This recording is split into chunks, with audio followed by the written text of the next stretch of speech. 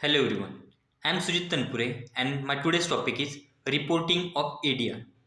Before starting to the topic, we will first discuss what is pharmacovigilance, what is ADR and what is adverse events. Pharmacovigilance. According to the WHO 2002, pharmacovigilance is defined as the science and activities relating to the detection, assessment, understanding, and prevention of the adverse effects or any other drug related problems. Which means pharmacovigilance is the process by which the ADRs are collected and managed for the safety of drug. The pharmacovigilance definition mainly include 4 points, that is assessment, detection, understanding and prevention. These four are important to collect ADR and manage. Then what is adverse events? Any untoward or unintended medical occurrences which are present during the treatment but which does not necessarily have a causal relationship with the drug. In simple words, adverse events are those which may or may not have a direct relationship with the given treatment. On the other hand, adverse drug reactions. Adverse drug reactions are those unintended or unwanted events that are present during treatment and have a direct relationship with the given treatment. These adverse drug reactions have a direct relationship with the given treatments. It means they are definitely due to the given treatments.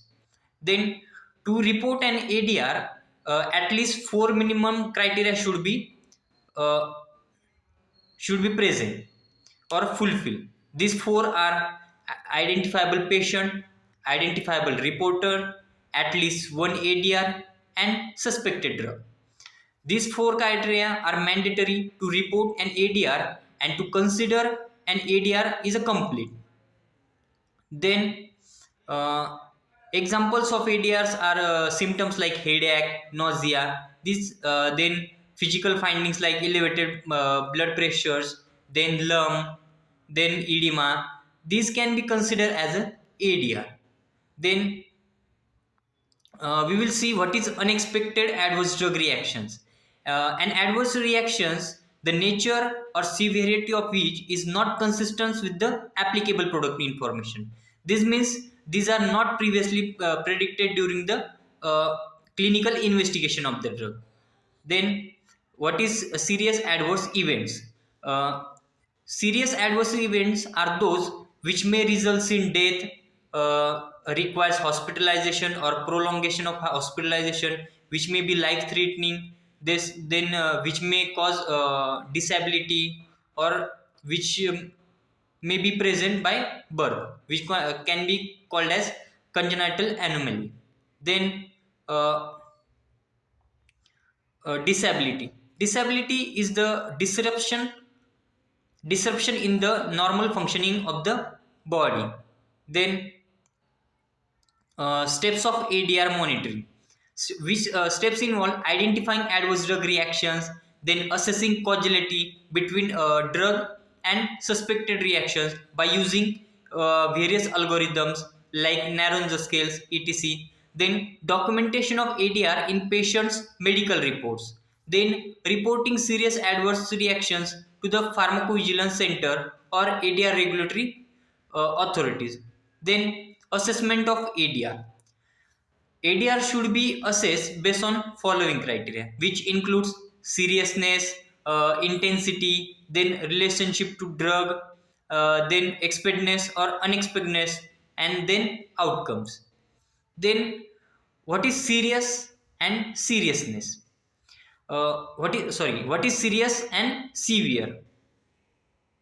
uh, Severe, the term severe shows the intensity of the severity, while as seriousness shows the outness of the event.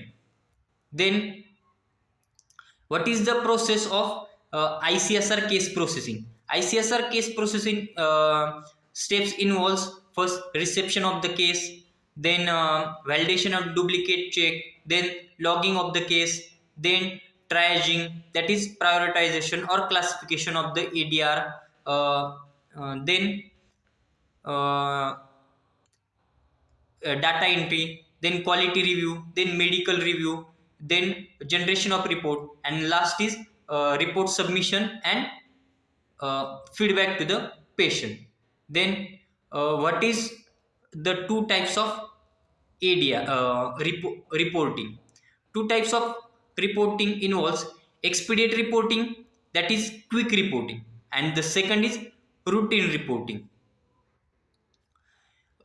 Expedite reporting. What should be reported? Cases of adverse drug reaction that are both serious and unexpected are subjected to expedite reporting. The reporting of serious expected reaction in an expedited manner varies among countries. Then, non-serious adverse reactions, whether expected or not, would normally not be subjected to expected report. It involves only those reactions which are unexpected and serious are expectedly reporting.